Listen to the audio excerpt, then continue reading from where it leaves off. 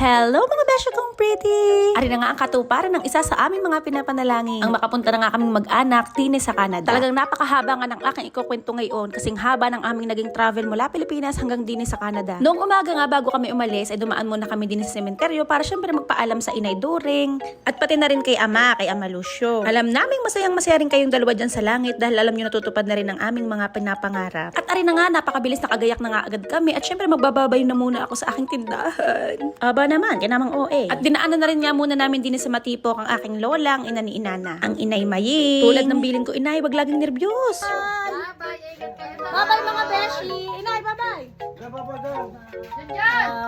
Yan, ayan. Nahapon pa yan.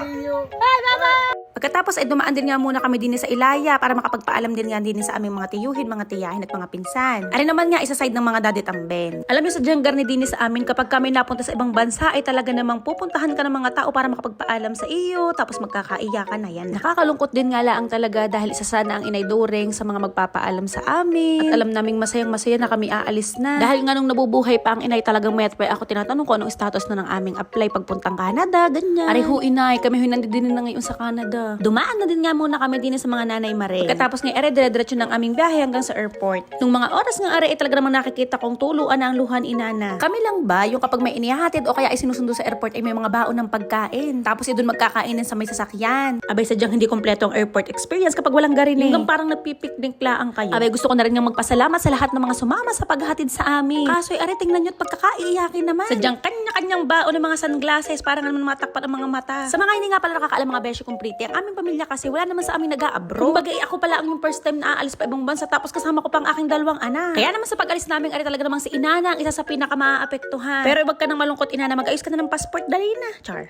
Pero dahil nga kami mismong umalis, ay di ayun, hindi na nga ako nakapag-video ng mga babay serye. Kung gusto nyong makita ang actual na babayan at iyakan, panoorin nyo na lang ang live net Erlen, Chare. So ari na nga nakapasok na kami sa loob ng Naiya. Bale, Terminal 1 nga ito, kaya hindi na sila nakasama pagpasok sa loob. Yun nga lang ang mag-ara kapag ka sa Terminal 1, hanggang doon nga lang ang sa labas ang inyong tagahatid. Share ko lamang din mga beshi kong pretty, ito ay first international flight ko din lamang. At syempre nagpapasalamat ako sa Diyos dahil hindi kinailangan maging mabigat yung pag-alis ko. Ibig kong sabihin, hindi tulad ng iba na nag-a-abroad na hindi kasama ang mga anak, talagang napakabigat ng pakaramdam na yun, sigurado ako. Eh dahil nga kasama ko naman dalawang bata, siguro kaya hindi ganun kahirap para sa akin. Medyo natagalan nga kami sa check-in counter nito sa Naiya Terminal 1. Kaya naman pagdating namin sa boarding gate, hindi na rin katagalan ng aming paghihintay. Kitang-kita nyo naman napaka-energetic pa ng dalawang bagets nito dahil first airplane pa lamang ito, talagang excited pa parehas. Ang pagkatuwa ko nga din kay Artel at akala yata ay pwedeng pumili ng upuan. Sabi ka, mama, din nila ang tayo. Talaga naman pagkatuwa din namin ng daddy tamben sa dalawang batang Ardal, napaka-behave sa loob ng eroplano. Biruin nyo, ilang oras din yun mula Pilipinas hanggang Vancouver. Pero ayun sila, nanonood lang ng movie, kumakain, natutulog. Tapos ako kay namang inip ko kasi natulog na ako. Pagising ko na sa eroplano pa din. Ang nakakatuwa din nga, hindi sila pihikan sa pagkain dahil kung ano yung available sa eroplano, abay kinakain din naman niya.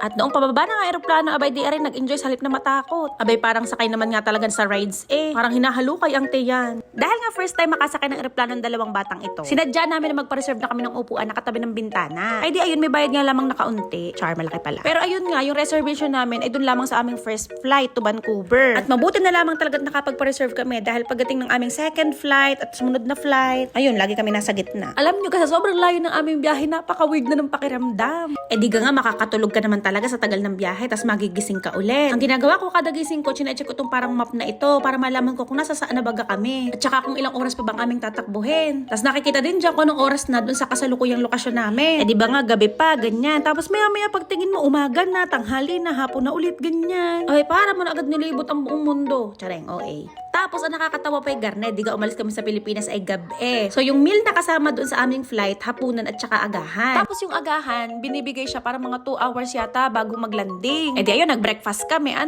Tapos beshi, pagbaba namin ng Vancouver, magsi 6 PM na. O di ba karibok na ang body clock? 3 minutes from now, we will be starting our descent. Expect touchdown at 5 o'clock. This moment, we'd like to thank you for flying Philippine Airlines. Mabuhay. And finally, makakababa na kami ng eroplano. Tingnan nyo naman, sayang-sayang dalawang bagets. Hindi nga kami nagmamadaling bumaba niyan dahil napakatagal pa ng aming layover din eh. Bali nung kami ngayon nag-book na dalawang pamimilian. Isang 2 hours ang layover at saka aring isang 18 hours. Bali talagang ginusto namin kasi yung direct flight na agad, Vancouver na kaagad ang baba. Kaysa yung mga papatigil-tigil pa kami kung saan-saang bansa. Tsare. At aring nga, welcome to Vancouver! Hindi ko ma-imagine ang sarili ko din kung ako lamang ang kasama ng dalawang bata. Mismong baka ako'y naiyak na habang naglalakad din sa airport. Kakayamot nga lang at hindi ako nakapag-charge sa aeroplano. Gawa wala yung outlet. Pa USB lamang. Kaya ari, kakaunti ang aming video habang naglalakad palabas ng aeroplano. We're now here in immigration.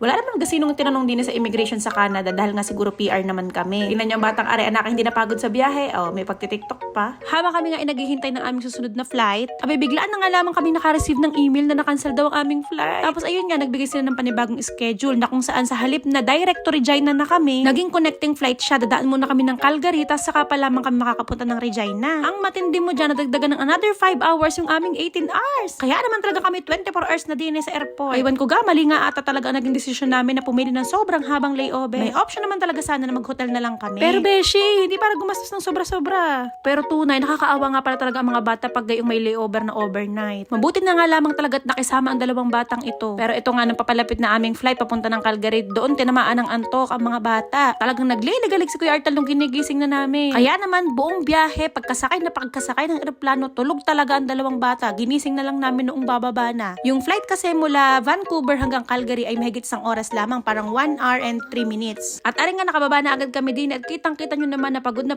ang mga bata. Pati ang daddy at mama. Pagkarating nga namin dito sa airport ng Calgary ay are, nag-CR lang kami dyan tapos diretso na agad kami dito sa may waiting area para sa boarding. Mabilis lang din naman nga ang aming naging layover din kaya hindi na rin kami nitoong nainip. At after nga ng ilang minuto pa ay aring at boarding na naman kami papunta na ito ng Regina. Another 1 hour travel na naman nga ito mga beshi kong pretty.